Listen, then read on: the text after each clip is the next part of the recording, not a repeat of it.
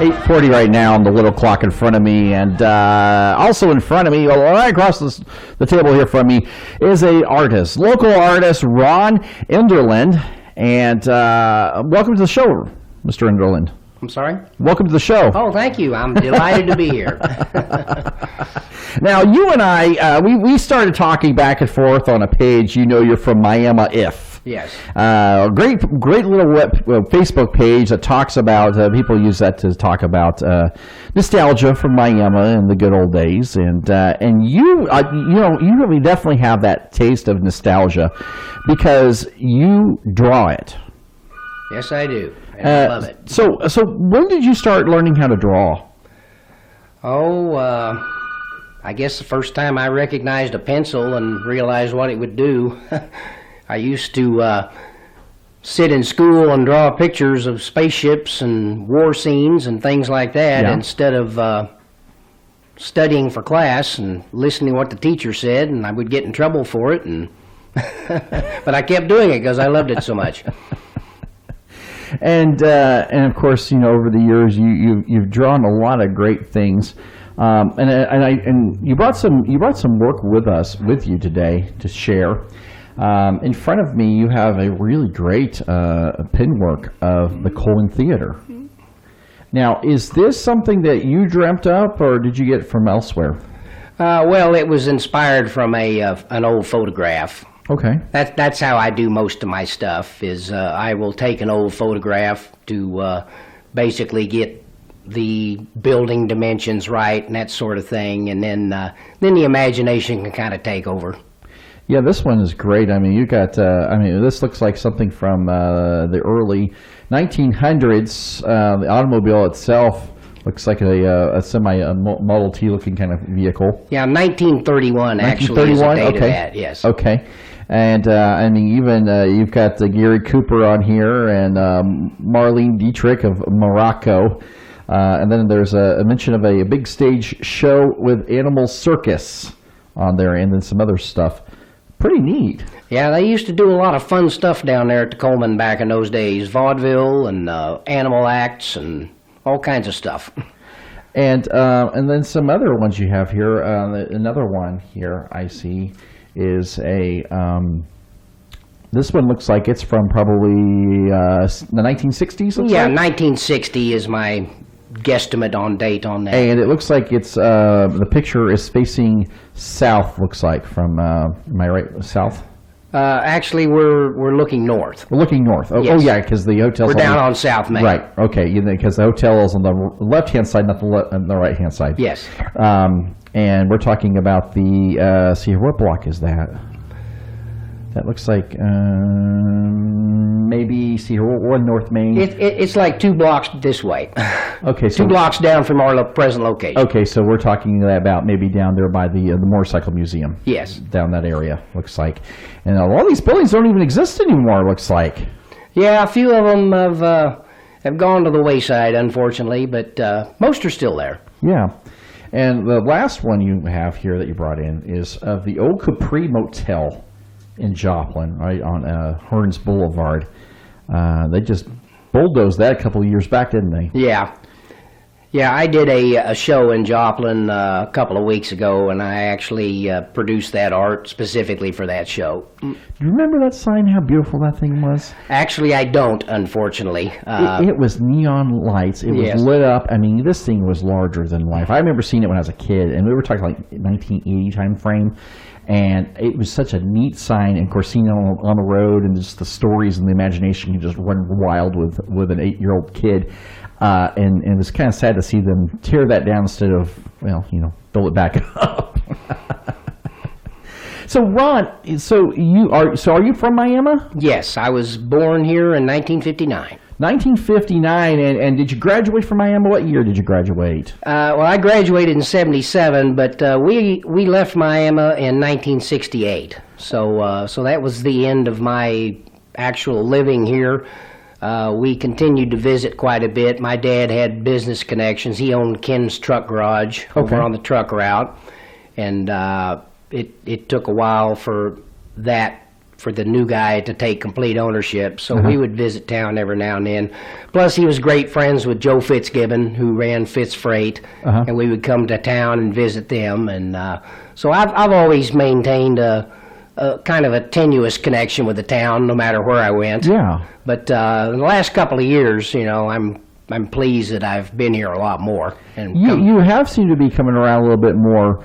Especially recently, of course. Recently, we had an art show over here, the Miami Mural 66, and I'm sorry, I mispronounced that.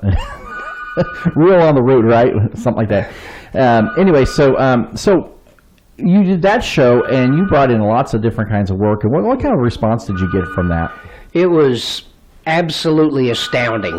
I came to town in a pouring rainstorm, and I've done art shows in the rain before, and invariably it means you're not going to see anybody. Right. We had a steady flow of traffic all day, and I ended up doing wonderfully. I was just blown away by the response. And all these prints, I mean, they're original, but then you turn around and you photocopy them. Is that how you do that, or how do you produce these? Well, when I finish a picture, I've got a pretty nice camera. I take a nice close-up, high-resolution shot of it, and then I can use that to make reproductions. So up to size 8 by 10, I do my own. I've got a pretty nice setup at home with a nice laser printer and all that. As any good artist would have, huh? Well, yeah, 21st century artist, yes. Yes. Now, of course, you have a lot of great art. Is there how does one go about getting something like this from you?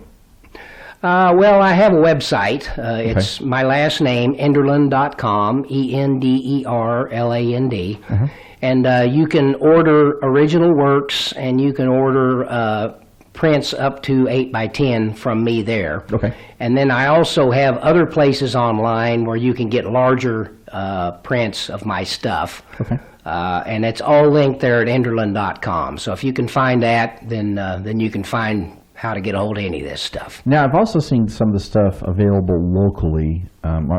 There's a couple of places here in town that sell those. If I'm not mistaken, there's one especially down here downtown, the old gallery. The old shopping gallery, correct? Yes, yeah, little shopping gallery. Right Little now, shop, they are the only place. Oh, in the town. only place. Okay. I thought I saw it in other places.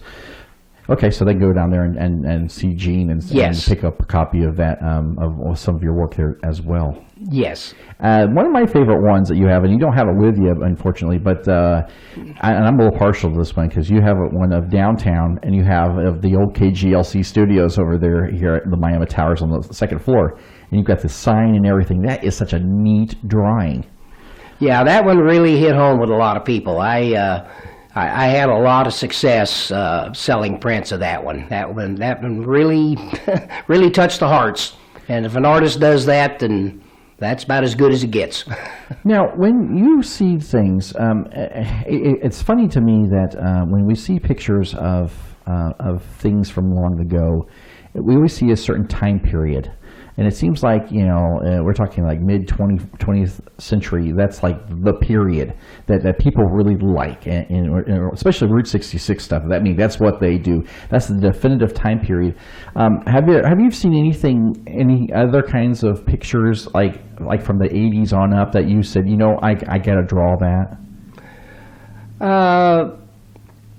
Yeah, I tell you what, I like history, and history technically is anything that's in the past. Right. And sometimes I'll go back just a few years, but for the most part, I had a great childhood here, and I just love reliving it every chance I get. So usually when I go looking for a subject to draw, I end up back in the 60s again.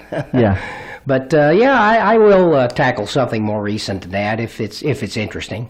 Now, of course, here right now in modern day Miami, I think some people said that there is a renaissance of sorts downtown. We've got a lot of buildings are being remodeled and retrofitted. Even the radio station here, we're in an old pharmacy, and we still got some of that stuff still lying around from the old pharmacy days. And here we are in a beautiful, neat little radio station. And of course, across the street, the Chambers moving into the old Harvey jewelry building. And we've got, of course, other businesses like Emma's Boutique, which has brought that business back. And then, of course, we've got the old Bilks, which is a Route 66 Antiques, and some other types of places. From a person who saw Miami in kind of, quote unquote, its heyday, are we on the right track? Oh yeah, I am. I'm very excited about what I'm seeing. I made a trip here in 1995, and I went in to see the Coleman, and they had just barely gotten started with the renovation. Yeah. And I was just pleased that I could get in, because what I expected to find when I got to town was a boarded up building. But anyway, there was still some life uptown, but it was still reeling from the closing of Goodrich, which I believe was in '87. Yeah. So things were still on a downhill slide. And then when I got to town about a year ago, that was the first time in, 22 years, I was just amazed. I mean, all of these buildings that were empty before had businesses in them. And, there are a few empty buildings on Main Street. Sure. But not very many. And the main thing, though, is the Coleman. I mean, when you walk into the Coleman, you get a sense of, okay, we are going to bring things back to where they were when they were at their best.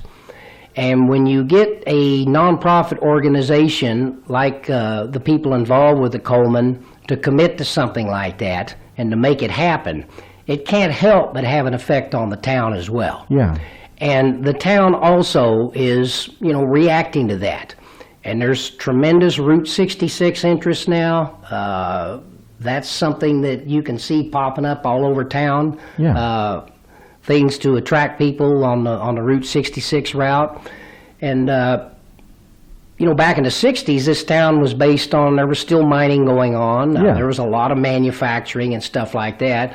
Well, that's all gone. That's not coming back.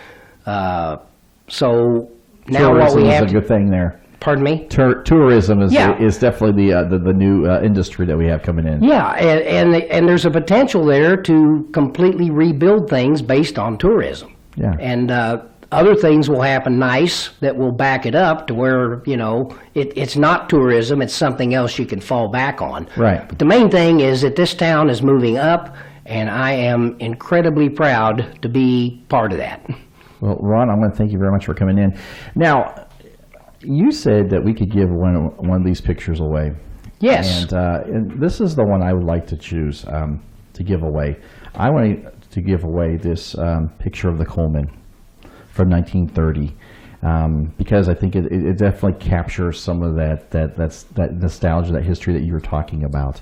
So for the first caller here at 918-542-1818, if you're the first caller, we're going to give you a piece of artwork by Ron Enderland.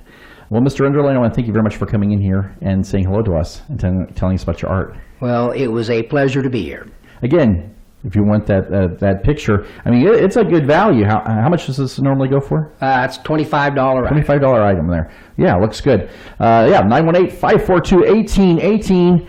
Here's some more great music. Here is Janet Jackson, When I Think of You.